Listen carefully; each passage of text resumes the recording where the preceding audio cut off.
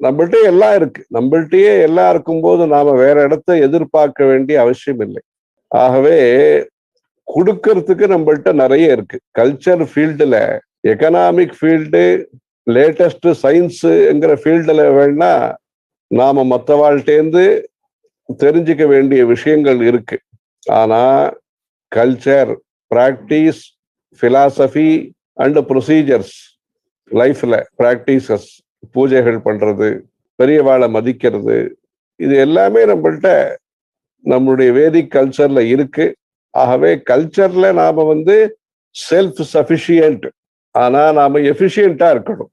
அதை எப்படி கல்ச்சரை நாம கத்துக்கிறது, தினமும் ஒரு 10 நிமிஷம் கொடுக்கறது, அப்படியே நாம படிக்கிறது, பாட்டு கத்துக்கிறது, தியானம் பண்றது, ஜபம் பண்றது, இந்த மாதிரி நம்மளுடைய கல்ச்சரை பத்தி நமக்கு சாட்டிஸ்ஃபேக்ஷன் வேணும்.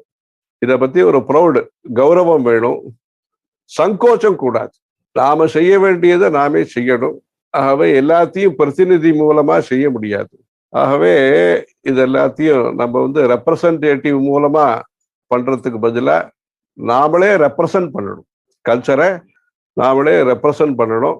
அதுக்கு இந்த மாதிரி சின்ன வயசுல இருந்து திலகதாரணம், விபூதி, குங்குமம், திருமண்ணு, சந்தனம், அந்த மாதிரி திலகதாரணம், இந்த மாதிரி நித்தியம் ஸ்லோகங்களை ஒரு 5 நிமிஷமாவது அவாவா பூஜை ரூம்ல ஸ்லோகங்களை சொல்றது, நாள் கிழமைகள்ல இது மாதிரி கோலம் போடுறது, குழந்தைகளை விட்டு நித்தியப்படி அவ ஆத்து பெரியவா பண்ண போறேன், மற்றபடி குழந்தைகளையும் இன்வால்வ் பண்ண வச்சு அவளும் சேர்ந்துட்டு ஜாயிண்ட் மேனேஜ்மெண்ட், நம்மளுடைய கல்ச்சர்ல இன்க்ளூசிவ் growth அப்படின்னு சொல்ற, எல்லாரையும் இன்வால்வ் பண்ணணும். ஹரஹர சங்கர, ஜெய ஜெய சங்கர.